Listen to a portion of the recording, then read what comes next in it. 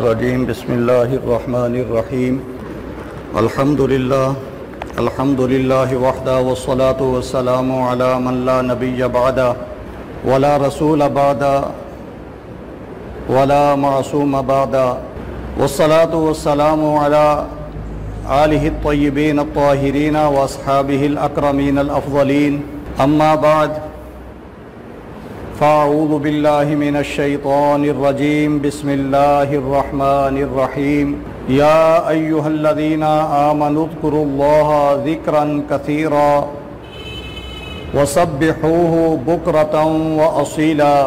یا ایہا الذین آمنوا اذکروا نعمت اللہ علیکم اذ جاءتکم جنود فارسلنا علیہم ریحا وجنودا لم تروها وَكَانَ اللَّهُ بِمَا تَعْمَلُونَ بَصِيرًا۔ برادران اسلام اہل السنت والجماعہ، اللہ سبحانہ و تعالی مومنوں کو یہ ارشاد فرما رہا ہے کہ اے مومنوں، تم اللہ سبحانہ و تعالی کے اس احسان کو یاد کرو اذ جاءتکم جنود، جب تمہارے اوپر لشکروں نے حلہ بول دیا تھا، فَأَرْسَلْنَا عَلَيْهِمْ رِيحًا، پس اللہ سبحانہ و تعالی نے ہوا کو بھیجا، وَجُنُودًا لَمْ تَرَوْهَا، اور اللہ سبحانہ و تعالی نے ایسے لشکروں کو بھیجا جو تم نہیں دیکھ سکتے، جو تم نہیں دیکھے، وَكَانَ اللَّهُ بِمَا تَعْمَلُونَ بَصِيرًا، اور اللہ سبحانہ و تعالی جو تم عمل کرتے ہو اس کو دیکھنے والا ہے۔ حضرات گرامی، یا ایہا الذین آمنوا اذکروا نعمت اللہ، اے ایمان والو، اللہ سبحانہ و تعالی کے اس احسان کو یاد کرو، اس نعمت کو یاد کرو۔ اس کے بارے میں یہ بیان کیا جاتا ہے کہ یہ آیہ کریمہ اس موقع پر نازل ہوئی جب جنگ احزاب کا موقع تھا، وقت تھا۔ جنگ احزاب، اسے غزوہ خندق بھی کہا جاتا ہے، اور یہ جنگ جو غزوہ خندق یا احزاب جو ہے، یہ جنگ غزوہ احد کے 1 سال بعد واقع ہوا، اور اللہ سبحانہ و تعالی نے ارشاد فرمایا کہ اذ جاءتکم جنود، تمہارے اوپر بہت سے لشکروں نے حلہ بول دیا، بہت سے لشکروں نے حملہ کیا۔ تو اس سے مراد قریش ہیں، قبیلہ غطفان ہے، اور یہود ہیں، بنو قریظہ ہے اور بنو نضیر ہیں۔ ان سب نے مل کر مسلمانوں پر حملہ کیا۔ غزوہ خندق جو ہے، یہ سرکار دو عالم صلی اللہ علیہ وسلم کی ہجرت کے 4 سال بعد واقع ہوا۔ نبی اکرم صلی اللہ علیہ وسلم نے جو مدینہ کے قبائل تھے، یہودی قبائل، ان کے ساتھ ایک معاہدہ کیا تھا تاکہ ہم لوگ اکٹھے رہتے ہیں، ایک سوسائٹی ہے ہماری، ایک شہر میں رہتے ہیں، تو ہمارا رہنا بسنا یہ سب ایک دوسرے کے ساتھ ہے۔ تو ہمارے چونکہ مذاہب الگ الگ ہیں، ہم مسلمان ہیں، تم یہودی ہو، تو ہمارے اندر اختلاف ہے اور اختلاف زیادہ بڑھ سکتا ہے، تو ہم اس اختلاف کو، مذاہب کے اختلاف کو بیچ میں نہیں لاتے، صرف اپنے رہنے سہنے کے لیے ایک معاہدہ کر لیتے ہیں۔ تو یہودیوں کے قبیلے بنو نضیر نے اس معاہدے کو توڑا۔ سرکار دو عالم صلی اللہ علیہ وسلم نے ان کو مدینہ المنورہ سے نکال دیا۔ انہوں نے نبی اکرم صلی اللہ علیہ وسلم اور مسلمانوں کے خلاف جنگ کی تیاری کی، تو انہوں نے مدینہ پر حملے کا ارادہ کیا، سازش کی، اور منصوبہ جو ہے وہ تیار کیا۔ نبی اکرم صلی اللہ علیہ وسلم اور صحابہ اکرام اس جنگ کے لیے ذہنی طور پر تیار نہیں تھے، لیکن ان کی تیاری کے بارے میں جب پتہ چلا تو حضرت سلمان فارسی رضی اللہ تعالی عنہ نے نبی اکرم صلی اللہ علیہ وسلم کی خدمت میں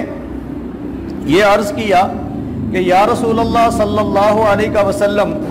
ہم چونکہ جنگ کے لیے تیار نہیں ہیں اور ہمارے پاس رسد جو ہے وہ جو سامان ہے وہ بھی زیادہ نہیں ہے، اسلحہ بھی زیادہ نہیں ہے، اور فوج بھی زیادہ نہیں ہے، لشکر بھی نہیں ہے، تو ہم یہ کام کرتے ہیں کہ مدینہ المنورہ شہر کے ارد گرد خندق کھود دیتے ہیں۔ سرکار دو عالم صلی اللہ علیہ وسلم کو حضرت سلمان فارسی رضی اللہ تعالی عنہ کی یہ تجویز بہت پسند آئی، اور نبی اکرم صلی اللہ علیہ وسلم نے خندق کھدوائی، اور نبی اکرم صلی اللہ علیہ وسلم خود بھی بذات خود بنفس نفیس اپنی ذات گرامی کے ساتھ نبی اکرم صلی اللہ علیہ وسلم جو ہے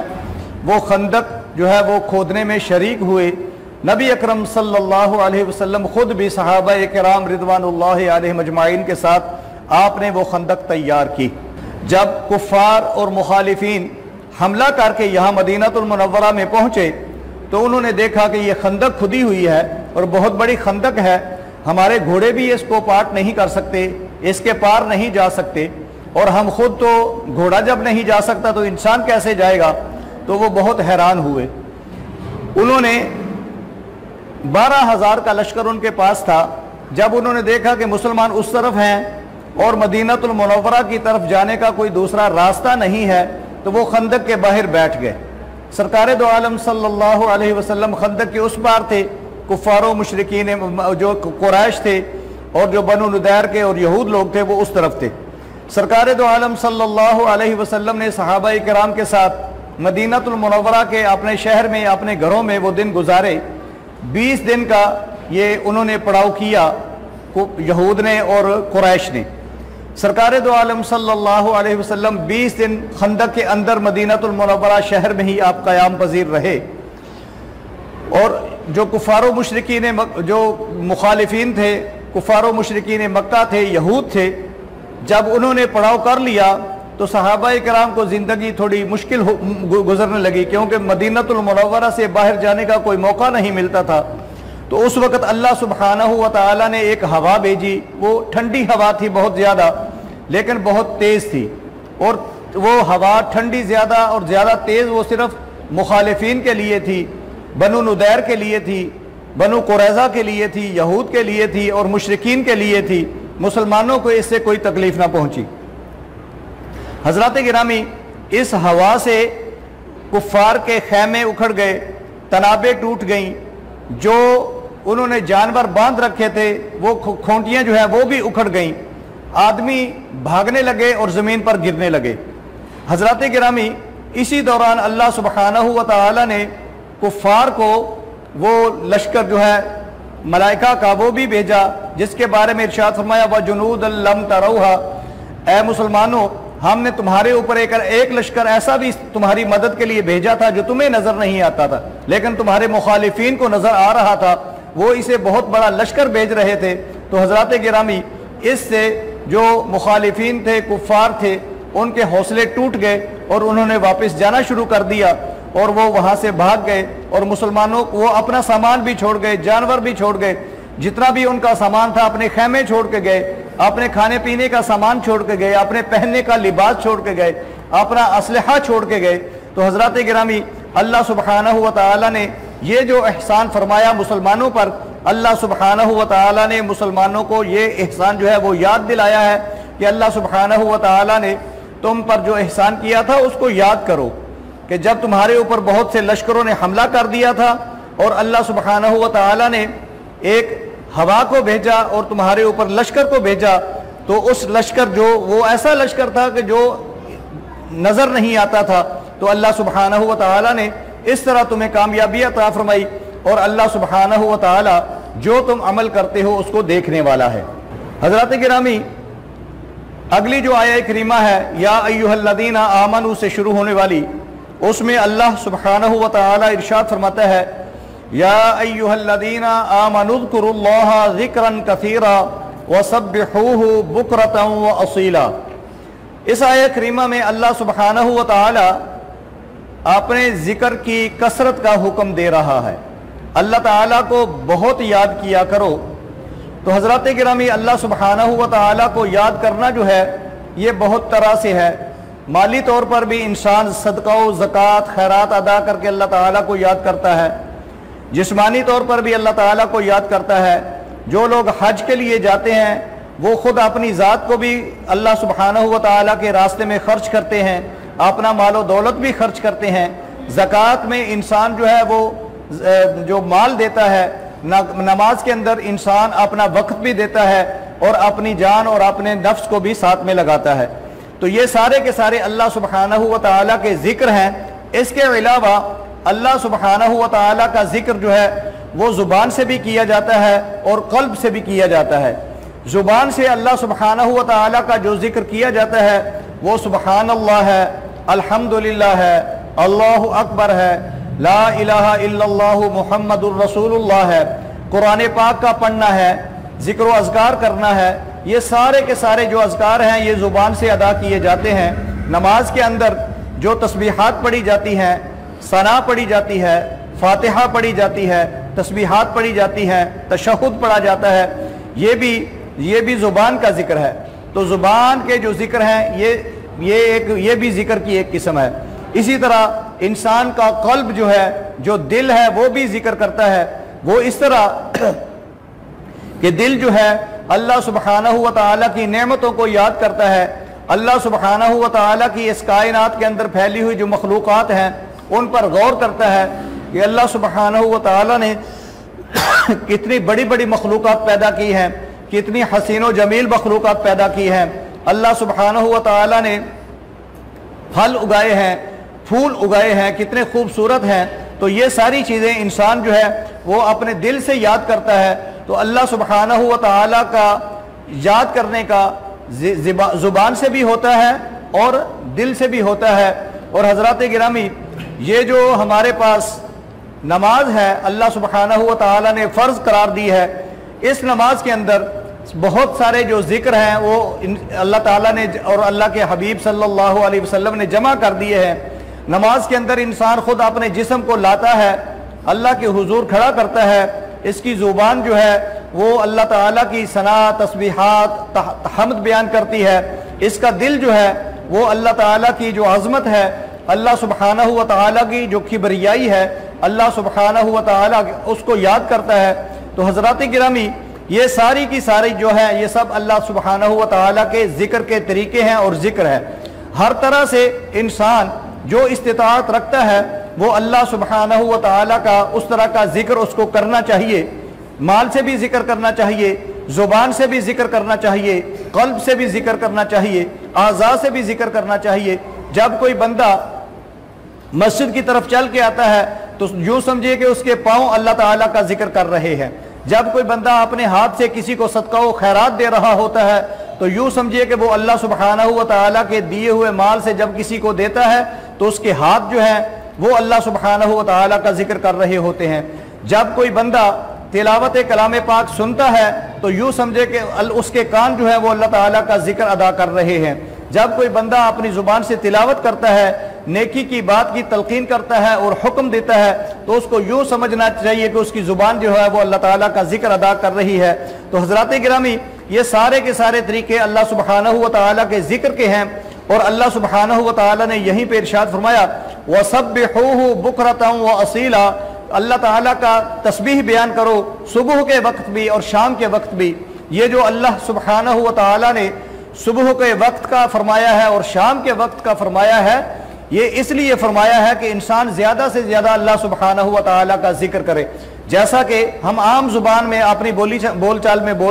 سمجھتے اور بولتے ہیں کہ میں تو تمہیں صبح و شام یاد کرتا ہوں، دن رات یاد کرتا ہوں، تو اسی سلسلے کی اسی طریقے کی یہ بات بھی ہے کہ اللہ سبحانہ و تعالیٰ کا ذکر صبح کے وقت بھی کرو، شام کے وقت بھی کرو، دن کے وقت بھی کرو، رات کے وقت بھی کرو۔ اور صبح و شام کے وقت چونکہ فرشتوں کے جو رات کے فرشتے ہیں وہ صبح کے وقت جاتے ہیں اور شام کے وقت جو دن کے فرشتے ہیں وہ واپس جاتے ہیں اور رات کے فرشتے واپس آتے ہیں، تو اس لیے بھی فرمایا کہ چونکہ یہ فرشتوں کی آمد کا وقت ہے تو اس لیے تم ان اوقات میں، چونکہ یہ فرشتوں کے آنے اور جانے کا وقت ہے، تو جب وہ آئیں اور جائیں تو تمہارا ذکر کرنا لکھ رہے ہوں، اور جب شام کے وقت شام کے فرشتے آئیں اور دن کے جائیں تو اس وقت بھی تمہارا ذکر کرنا جو ہے وہ لکھ رہے ہوں۔ تو اللہ سبحانہ و تعالیٰ نے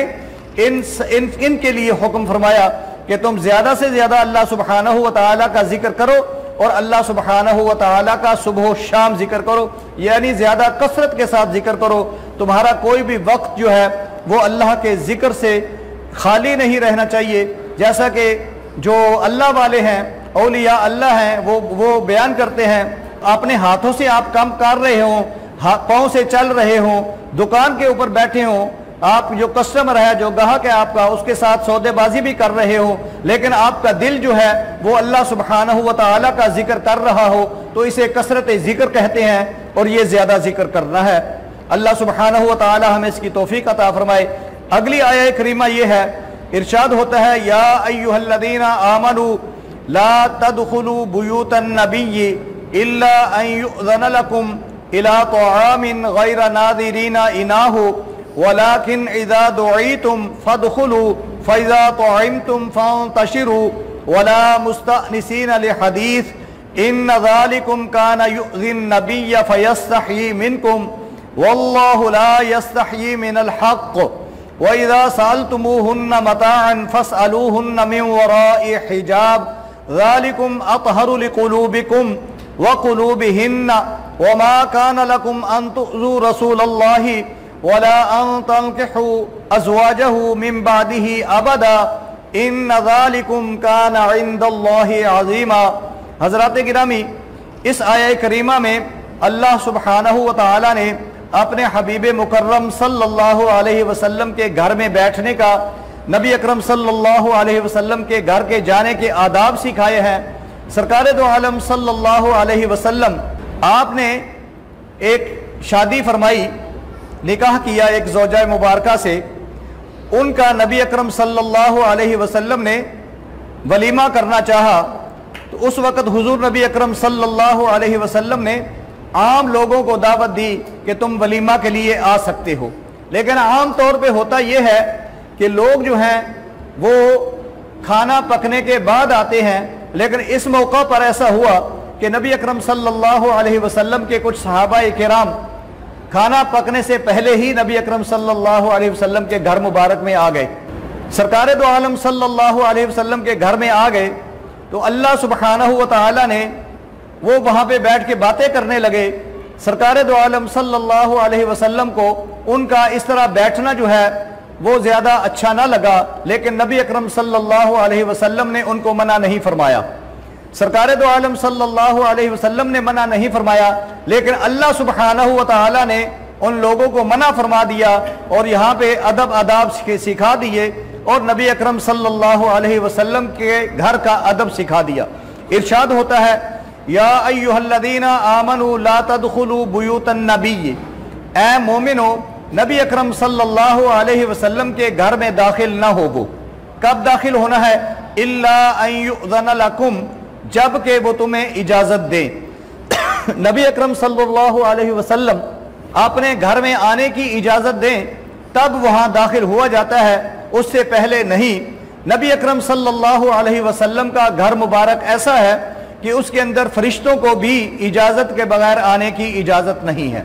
نبی اکرم صلی اللہ علیہ وسلم کے گھر مبارک میں حضرت جبریل بھی اجازت کے بغیر نہیں آیا جایا کرتے تھے، اور نبی اکرم صلی اللہ علیہ وسلم کے گھر میں حضرت اسرائیل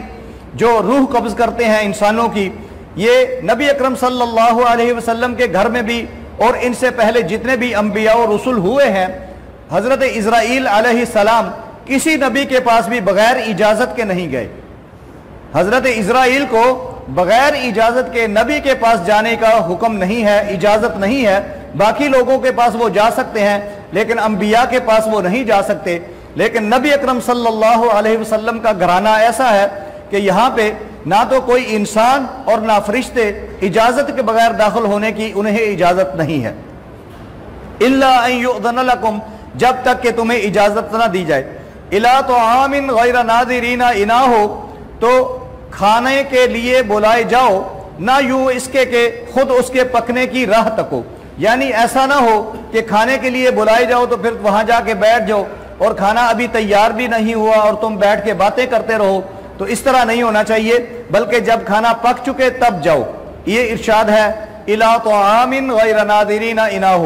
ولکن اذا دعیتم، اور جب تمہیں بلایا جائے فادخلوا، تو پھر داخل ہو جاؤ۔ جب تمہیں بلایا جائے، نبی اکرم صلی اللہ علیہ وسلم تمہیں اجازت دیں، تو اس اجازت کے بعد نبی اکرم صلی اللہ علیہ وسلم کے گھر میں داخل ہو جاؤ اور وہاں پہ کھانا کھاؤ۔ فَإِذَا طَعِمْتُمْ، پس جب تم کھانا کھا چکو، فَانْتَشِرُوا، تو پھر وہاں سے بکھر جاؤ، نبی اکرم صلی اللہ علیہ وسلم کے گھر میں بیٹھے نہ رہو۔ حضرات گرامی، آپ غور فرمائیں کہ یہاں کے آداب جو ہیں، انسانوں کے آداب انسان بناتا ہے۔ ہمارے پاس جو وزراء ہیں، مشیر ہیں، صدر ہیں، ان کا ہم سمجھتے ہیں کہ بہت بڑا پروٹوکول ہے، لیکن یہ پروٹوکول وہ خود اپنا بناتے ہیں، یا ان کے کارندے بناتے ہیں، یا ہمارا قانون بناتا ہے، یا اسمبلی بناتی ہے۔ لیکن نبی اکرم صلی اللہ علیہ وسلم کا پروٹوکول یہ ہے، نبی اکرم صلی اللہ علیہ وسلم کی عزت یہ ہے کہ خود اللہ سبحانہ و تعالی آپ کے آداب سکھا رہا ہے، خود اللہ سبحانہ و تعالی آپ کے گھر میں بیٹھنے کے طریقے سکھا رہا ہے، خود اللہ سبحانہ و تعالی آپ کے گھر میں بیٹھنے کے طریقے سکھا رہا ہے، آداب سکھا رہا ہے۔ اللہ سبحانہ و تعالی بتا رہا ہے کہ کس وقت تم نے میرے حبیب کے گھر میں جانا ہے اور کس وقت اٹھ کے آ جانا ہے۔ تو حضرات گرامی یہاں پہ بتایا فَإِذَا طَعِمْتُمْ فَانْتَشِرُوا، پس جب تم کھانا کھا چکو تو پھر جلد از جلد وہاں سے بکھر جاؤ، وہاں سے نکل جاؤ نبی اکرم صلی اللہ علیہ وسلم کے گھر سے۔ وَلَا مُسْتَانِسِينَ لِحَدِيدٍ، نہ یہ کہ وہاں بیٹھے اپنی باتوں سے دل بہلاتے رہو، وہاں بیٹھ کے کہانیاں نہ گھڑا کرو، کہانیاں نہ سناتے رہو، بس اٹھ کے آ جاؤ۔ إِنَّ ذَلِكُمْ كَانَ يُؤْذِي النَّبِيَّ فَيَسْتَحْيِي مِنْكُمْ، پس بے شک تمہارا وہاں پہ بلا وجہ بیٹھ رہنا، بلا ضرورت بیٹھ رہنا نبی اکرم صلی اللہ علیہ وسلم کو تکلیف دیتا ہے، ایذا دیتا ہے۔ فَيَسْتَحْيِي مِنْكُمْ، پس میرا حبیب تم سے نہیں کہتا، فَيَسْتَحْيِي، پس وہ تمہارا لحاظ کرتے ہیں، اس لیے نہیں کہتے کہ نبی اکرم صلی اللہ علیہ وسلم تمہارا لحاظ کرتے ہیں، حیا فرماتے ہیں۔ نبی اکرم صلی اللہ علیہ وسلم بہت حیا والے ہیں۔ سرکار دو عالم صلی اللہ علیہ وسلم ہر چند کے نبی اکرم صلی اللہ علیہ وسلم کے گھر میں اس وقت صحابہ کرام کو نہیں بیٹھنا چاہیے تھا، لیکن نبی اکرم صلی اللہ علیہ وسلم نے صحابہ کرام کو اٹھایا نہیں ہے۔ لیکن آگے اللہ تعالیٰ فرماتا ہے فَيَسْتَحْيِي مِنْكُمْ، کہ میرا حبیب جو ہے وہ تمہارا حیا کرتا ہے۔ وَاللَّهُ لَا يَسْتَحْيِي مِنَ الْحَقِّ، لیکن اللہ سبحانہ و تعالی حق بیان کرنے سے حیا نہیں فرماتا۔ نبی اکرم صلی اللہ علیہ وسلم آپ کا اسوہ، آپ کا حسنہ، آپ کی سیرت، آپ کے اخلاق ہیں کہ نبی اکرم صلی اللہ علیہ وسلم دنیا کی عام طور پر جو سوسائٹی میں، معاشرے میں ناپسندیدہ باتیں ہوا کرتی تھی، نبی اکرم صلی اللہ علیہ وسلم ان پر نہیں بولا کرتے تھے، آپ ان کو برداشت فرمایا کرتے تھے۔ لیکن اللہ سبحانہ و تعالی فرماتا ہے کہ میں حق بیان کرنے سے نہیں رہتا، مجھے حق بیان کرنا ضروری ہے، اور خاص طور پہ اس وقت جب میرے حبیب کا معاملہ ہو۔ تو میرے حبیب کا معاملہ ہے، میرے حبیب کے گھر کی بات ہے، تو میں یہ آداب سکھاتا ہوں، حق بات بیان کرتا ہوں۔ تو اللہ سبحانہ و تعالی نے فرمایا وَاللَّهُ لَا يَسْتَحْيِي مِنَ الْحَقِّ، اور اللہ سبحانہ و تعالی حق بیان کرنے سے نہیں حیا فرماتا۔ وَإِذَا سَأَلْتُمُوهُنَّ مَتَاعًا فَاسْأَلُوهُنَّ مِنْ وَرَاءِ حِجَابٍ، آگے اللہ سبحانہ و تعالی نے ارشاد فرمایا کہ اے میرے حبیب کے غلاموں، صحابیوں، اگر تمہیں میرے حبیب کی ازواج سے کوئی شے مانگنی ہے تو پردے کے پیچھے سے مانگا کرو۔ حضرات گرامی، یہ بھی ادب اور آداب ہے کہ نبی اکرم صلی اللہ علیہ وسلم کی ازواج کے ساتھ اگر کوئی بات کرنی ہے، ان سے کوئی شے مانگنی ہے، کوئی بات کرنی ہے، کوئی مسئلہ پوچھنا ہے، تو اللہ سبحانہ و تعالی کا یہ حکم ہے کہ اے لوگو، اے میرے حبیب کے غلاموں، صحابیوں، ان سے بات بھی کرنی ہے تو پردے کے پیچھے سے کرو، ظاہراً سر عام بات کرنی ضروری نہیں ہے۔ ذَلِكُمْ أَطْهَرُ لِقُلُوبِكُمْ وَقُلُوبِهِنَّ، اور یہ زیادہ پاکیزگی ہے، زیادہ ستھرائی ہے تمہارے دلوں کے لیے اور ان کے دلوں کے لیے۔ ایسا نہ ہو کہ کوئی انسان ہے وہ بہک سکتا ہے۔ تو اللہ سبحانہ و تعالی نے نبی اکرم صلی اللہ علیہ وسلم کے گھرانے کی عظمت کو دنیا کو بتاتے ہوئے ارشاد فرمایا کہ تم ان کے سامنے پردے کے ساتھ بات کرو، ان سے پردے کے ساتھ بات کرو، ظاہراً بات نہ کرو۔ حضرات گرامی، یہاں سے ایک بات کی طرف جو اشارہ کرنا ضروری ہے وہ یہ ہے کہ ازواج مطہرات سے زیادہ پاکیزہ عورتیں اس دنیا میں کوئی نہیں ہیں۔ ازواج مطہرات جو نبی اکرم صلی اللہ علیہ وسلم کی پاک بیویاں ہیں، ان سے زیادہ متقی، ان سے زیادہ پرہیزگار، ان سے زیادہ پاک باز دلوں کا پاک، نگاہوں کا پاک کوئی نہیں ہے۔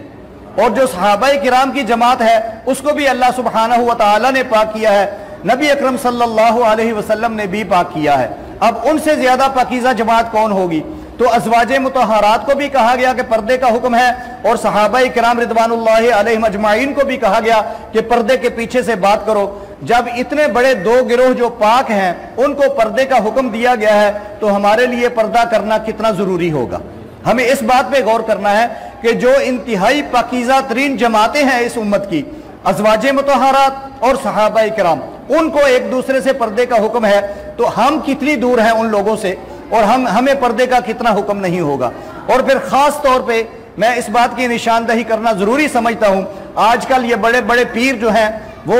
اپنے مریدوں کے گھروں میں جاتے ہیں تو عورتوں سے پردہ نہیں کرواتے، کہتے ہیں جی یہ ہماری بیٹیاں ہیں، یہ ہماری مریدنیاں ہیں، یہ ہم سے فیض لینے والی ہیں۔ یہ سراسر جھوٹ ہے۔ پیر سے پردہ کرنا بھی ضروری ہے، مرید سے پردہ کرنا بھی ضروری ہے، عالم دین سے پردہ کرنا بھی ضروری ہے۔ اس وقت اگر کوئی اس وقت کا جنید اور با یزید بستامی بھی آ جائے، داتا گنج بخش علی حجویری رحمۃ اللہ تعالی علیہ بھی ہوں، تو ان کو بھی دوسری عورتوں سے پردہ کرنا ضروری ہے۔ یہ سارے پیر جو اپنے مریدوں کی عورتوں سے پردہ نہیں کرواتے، بے پردگی میں ان سے ملتے ہیں، یہ سارے فراڈ ہیں، جھوٹ ہیں۔ ایسے پیروں سے بچ کے رہنا انتہائی ضروری ہے۔ تو یہ اس بات کو سمجھ لینا چاہیے، جب نبی اکرم صلی اللہ علیہ وسلم کی ازواج کو پردے کا حکم ہے، جب نبی اکرم صلی اللہ علیہ وسلم کی بیٹیوں کو پردے کا حکم ہے، جب نبی اکرم صلی اللہ علیہ وسلم کے صحابہ کو پردے کا حکم ہے، تو ہم اور آپ کیا چیز ہے؟ ہمیں ان سے زیادہ پردے کا حکم ہے، کیونکہ شیطان ہم پر غلبہ پا سکتا ہے، ان پر غلبہ نہیں پاتا تھا، کیونکہ شیطان نے خود کہا تھا کہ میں الا عبادک منہم المخلصین، یا اللہ تیرے جو خاص بندے ہیں ان کے اوپر میں اپنا قابو نہیں پا سکتا، تو ہمارے اوپر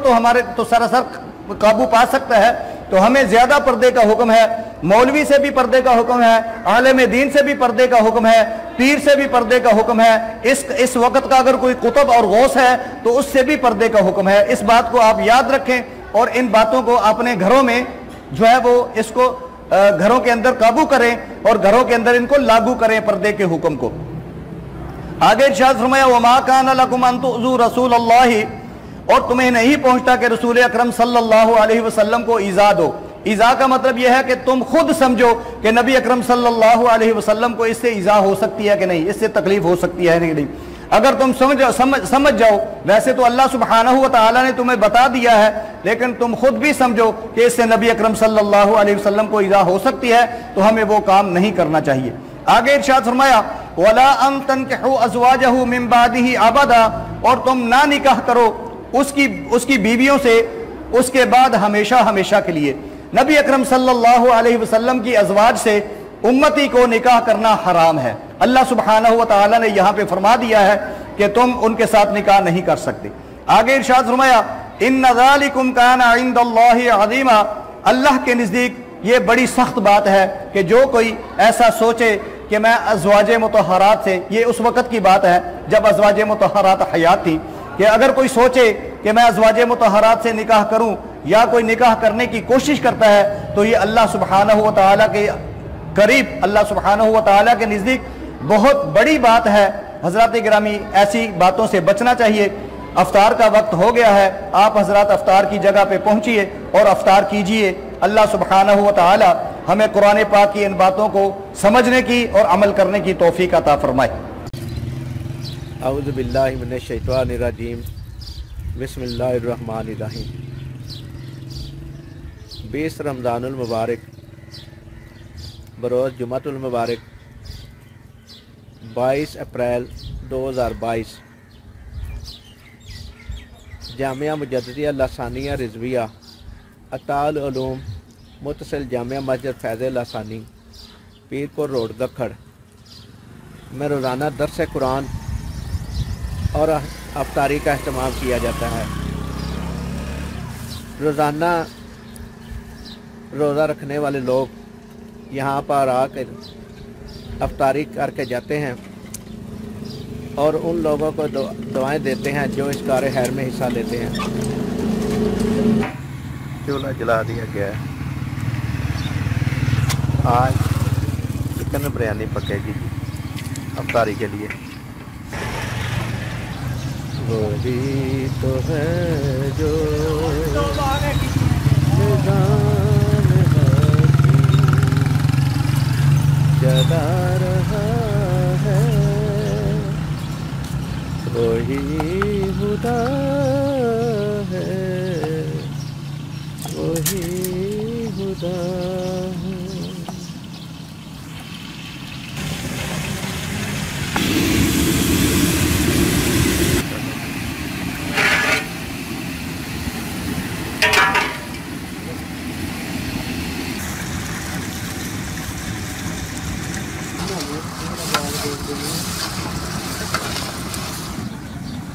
پانی کو جوش آ گیا، اب چاول ڈالنا ہے۔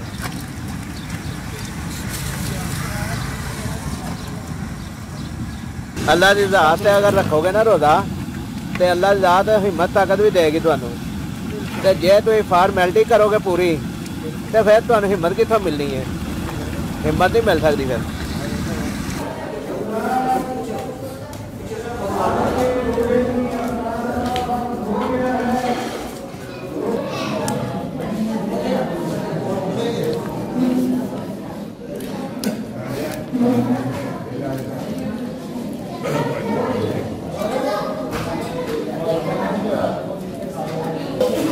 میں آ کے آئی نا پڑھا ہوں گاڑی کا نماز میں نہیں پڑھتا